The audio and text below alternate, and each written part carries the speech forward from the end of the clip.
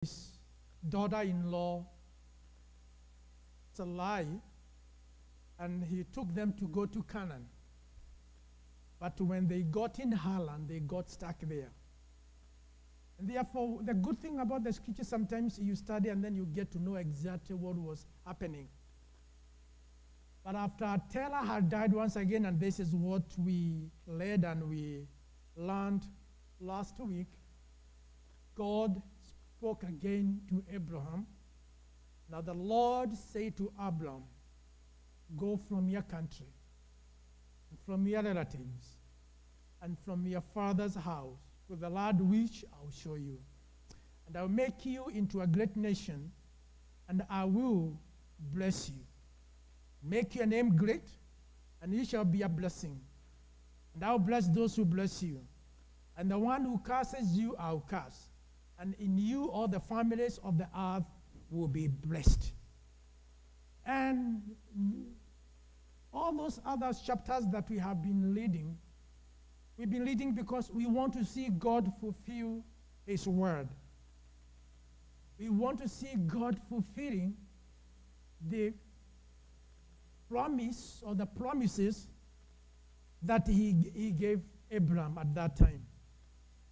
One of the good things is Abraham obeyed God, moving from the Ur of the Chaldeans, getting stuck on the way, and possibly these were the plans of God, because God had not called Terah, but God had called Abraham. Therefore, gave them time, and in the meantime, God was fulfilling his word. He was making Abraham great.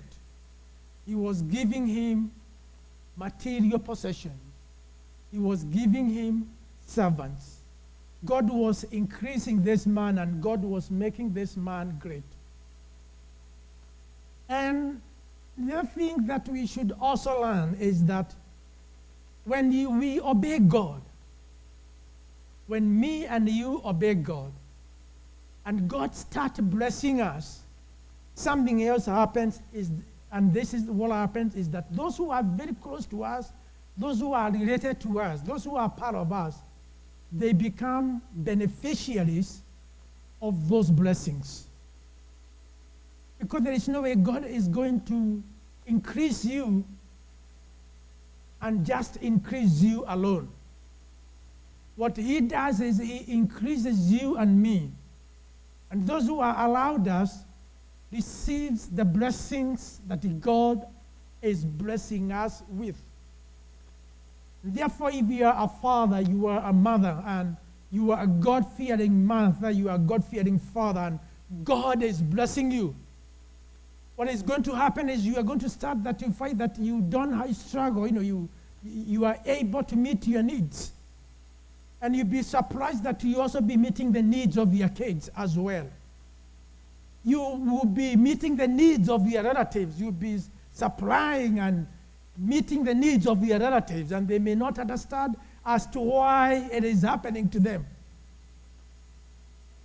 They might think that they are lucky. Others might think that they are taking advantage of you, though they may not use that word. But they fail to realize that when God blesses you, you are not like the Dead Sea that just holds water, but you are blessed. You are a lake with an outlet. You are just but a channel. We are channels. We are not ward rooms. When God is using us, he uses us because we are channels. And when you are a channel, things flow through a channel. Things do not get stuck in a channel, but they flow. And therefore, as God was blessing Abraham, we are told that this other person by the name of Lot was also being blessed. And in chapter number 12, verses number 20, we see Abraham moving to Egypt for a while. And as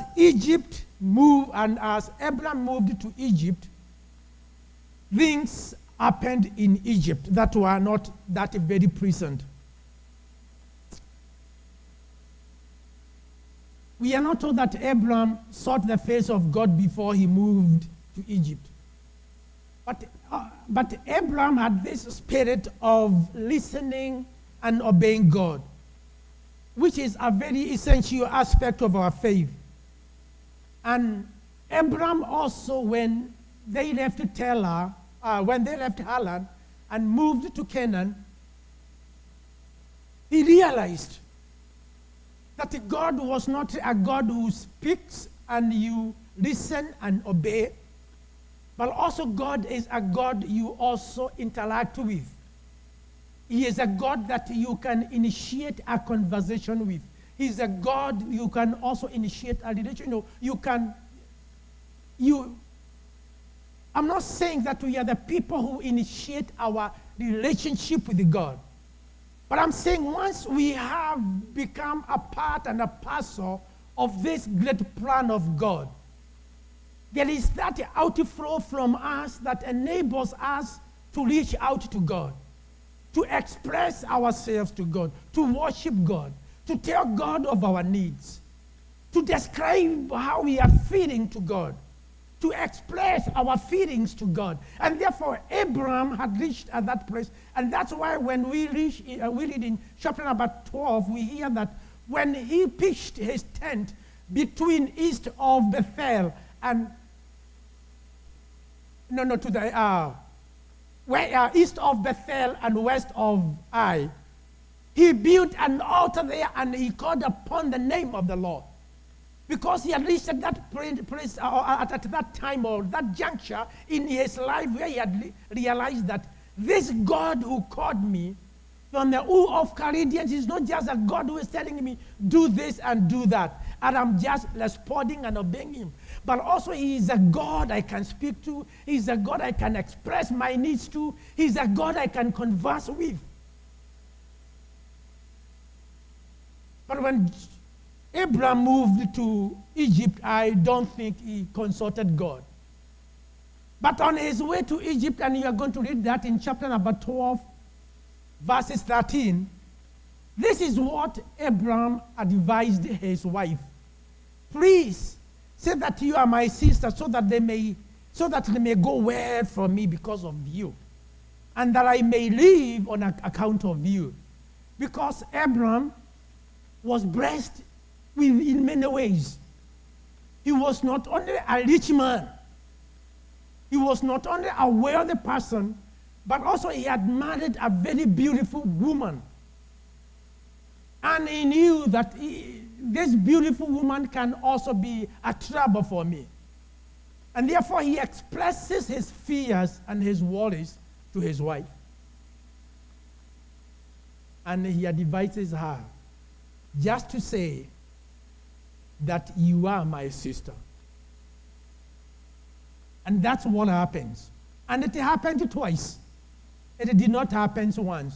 Because also, as I told you to go and read those chapters in Genesis 11 through 22, there 23, you are also going to learn that in Genesis 20 and verses number 2, Abraham repeated the same statement to Sarah. This time, he's not Abram, but he is Abraham. And Abraham said to his wife Sarah, she is my sister. So Abimelech, king of Gerar, sent men and took Sarah. So when he went to Egypt, he said, this is my sister. And when he said, this is my sister, Pharaoh immediately took her. He did not negotiate with Abraham. These two times, there were no negotiations.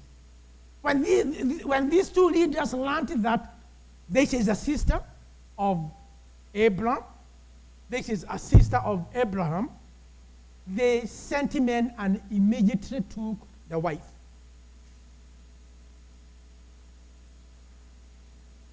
But God is faithful. And this is where I want to take, I want us to go. Abraham was afraid of the Egyptians. He suspected that they might hurt him because of his wife, Sarai. And therefore, he devised this system of trying to hide who they actually were. Abraham was a man who God had told him, I'm going to bless you. And he is a man who had started walking with God at a very close quarters. But still there was that fear and worry that was within him.